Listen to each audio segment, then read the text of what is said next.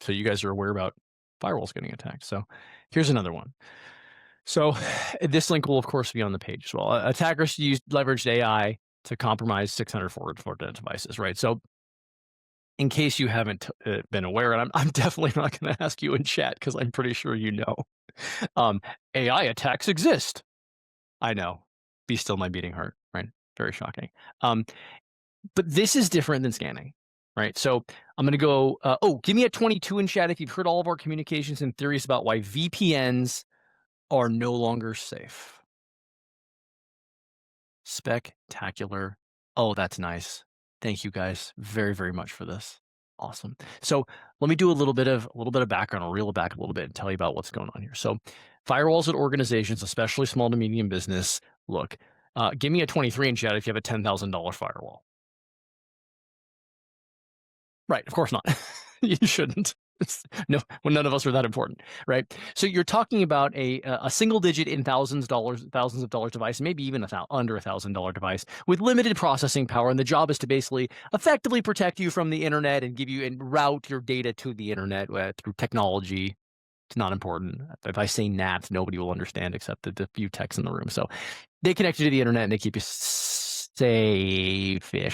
Well, the truth is that but with the massive advancements in AI, computing powers, rentable data centers, et cetera, the processing power on our small office, home office, small business firewalls just can't compete with the dramatic amount of power available to the bad guys, either in just simply like renting Amazon Web Services. In fact, the highest performance computing environment for Amazon is like 20 cents a minute. It's not that expensive if you're a foreign nation, right? And that's a lot of power. The point is, firewalls really, really can't keep up with that, right? You're going to overwhelm them and find some hole at some point. And in fact, people are, and that's what we call normal firewall scanning. If you want to be techie about it, it's crawling or spidering. But the point is somebody out there with a machine going, "What's open? Tell me what's out there." And Aaron, if you're around, I'm going to ask you for the other link now in a second.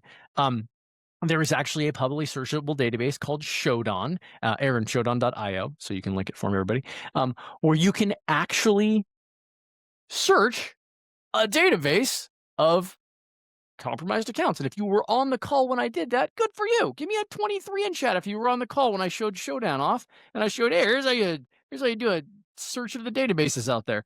Right, cool. Thank you guys. I'm glad to have you here. That was fun. Thank you, Aaron. That is the exact link. Literally, you can just search compromised stuff out there and just start scanning it, right? That's neat. You got to respect the craft. I don't think it's a good guy thing. And of course, security researcher thing, right? Only good guys. So tools never fall into the hands of the bad guys. It never happens, right? So that's what I would call scanning. Hey, here's a list of things I got from Showdown. See if there's any open doors. And like, it's actually super, super interesting in there. If you like search for cameras, you can see people cameras on the web that haven't secured anything. It's a thing.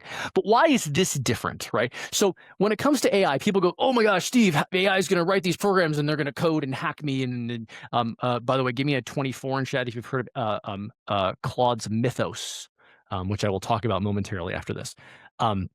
So that I can just give you a list of compromised accounts and you're scanning. James, I said 24. You gotta pay attention, man. Come on.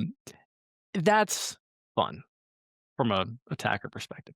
AI is a lot more interesting because I can say, here's a list of every flaw that's ever happened to Fortinet devices. Go find all the Fortinet devices you can and try everything and see if you can build an attack chain, which is also neat, right? You have to respect the craft a little bit. I think these people are going to make me old, and I didn't have nearly as much gray hair before, but this is the difference between scanning and not. Scanning is looking for an open door that's already open and walking straight in, right? That's very trivial, basic levels of hacking, and that's I am talking now about technology, right? Somebody breaking through a thing. That's a deal. In this case, I give you a list of attacks or a place or even a place to search for targets. I give you a list of the targets, or even I tell you, here's Fortinet's webpage of all of the flaws. Here's a database I have access to for $60 for a lifetime membership of all the flaws. Combine them and see if any of them work, and then get in and tell me what they are. Actually, not a significant coding challenge, right? I am certain I've got 2 or 3 people in this chat, hi Kat, hi Christopher, who can do this. Like, it would take a while. Well, I may not have that skill. Other people do. Right? This is a thing that exists, right? So it's pretty neat. So the reason I'm saying this is if I haven't told you it's going to change, it's going to change, and it's going to change again. And it's going to change after that, and that's why humans are super super important, and process is super super important when it comes to security because the tech's always going to get beaten. Everything's going to get broken. Everything, right? And when you ask me, and going back to vendor evaluations for just a moment, if vendors are safe, I mean, this thing's safe. Like, oh my, at the moment, sure, until the end of this phone call, maybe they're safe. But I wouldn't say that I could tell you everything is going to be safe and what this is going to evolve into, everybody. So again, going back a little bit to the VPN thing is the firewalls that y'all have at your offices. Look, I got one 30 feet that way in my house, right? They're going to provide access to the internet and that's it. You shut everything else off. No VPNs, no hosting services, no poking holes in the firewall to get to your web page, right? No remote desktop from the outside, none of it. It's going to be gone because that firewall and its processing power can no longer keep you safe. And genuinely, I think we're pretty close if we're not already there. So this is one of those things I like to tell you in these calls that has changed. This is changing. Endsight's recommendation of having no VPNs, period, which was what we had to do beginning of 2025 and start really, really enforcing second half of 2025 because we had a lot of Sonic Wall problems. It's just the year of Sonic Wall. And that's not saying they're any worse than anybody else, right? That's going to change to your firewall has nothing from the outside. If I can scan it, it's wrong. And in fact, PCI scans do this already. A lot of security vendors do this already.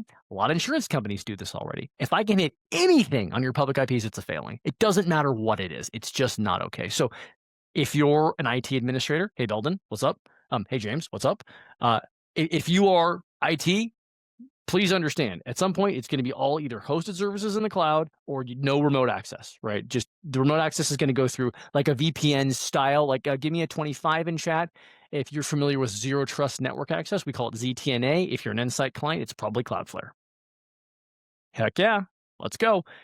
The difference there is the connection negotiation happens outside your firewall. I'm offboarding all the holes that we'd have to open, all the accounts we'd have to log into, all that stuff gets sent out because I don't think your firewall's powerful enough anymore to protect you. And firewall may be an outdated term. In the past, we called them routers, right? And they just moved traffic. They didn't have any distinction. And at this point, I'm kind of thinking that might be where we're going back to, right? Because it's just that little tiny white box in your server room may not be good enough.